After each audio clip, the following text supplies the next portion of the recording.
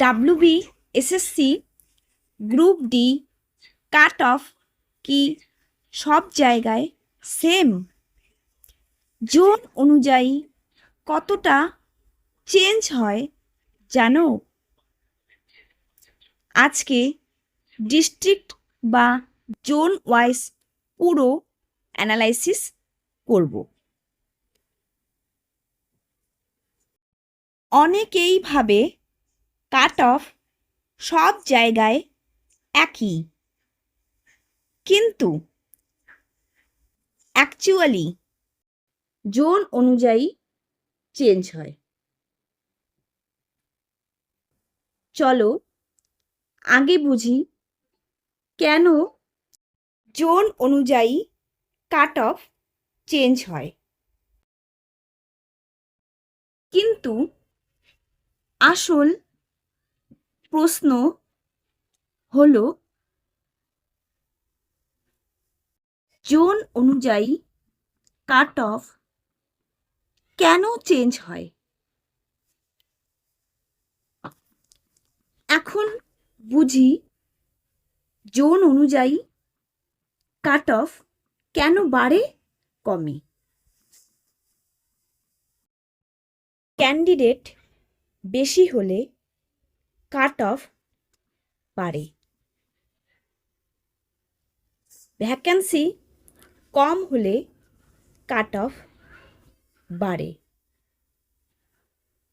Urban এরিয়াতে competition বেশি। তো এখন তুমি বুঝতে পারলে কাট অফ কেন চেঞ্জ হয়। কিন্তু আসল প্রশ্ন হলো তোমার জোনে অ্যাকচুয়াল কাট অফ কত যেতে পারে?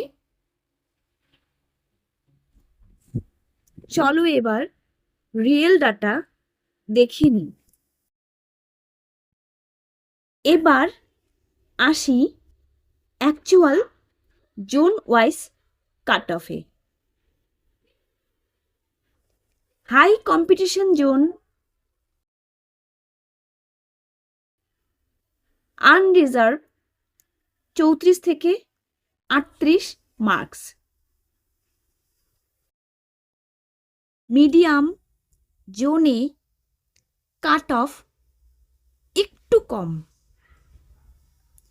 আনরিজার্ভ 30 থেকে 34, লো কম্পিটিশন জোনে কাট অফ আরও একটু কম, আনরিজার্ভ 26 থেকে 30।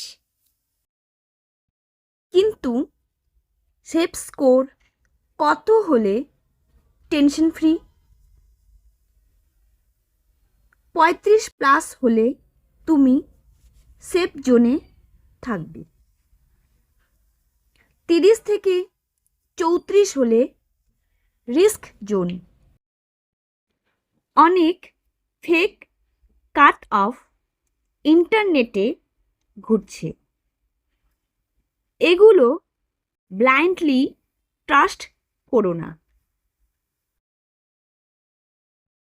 ফাইনাল কাট অফ পাবলিশ করে শুধু West Bengal school service commission.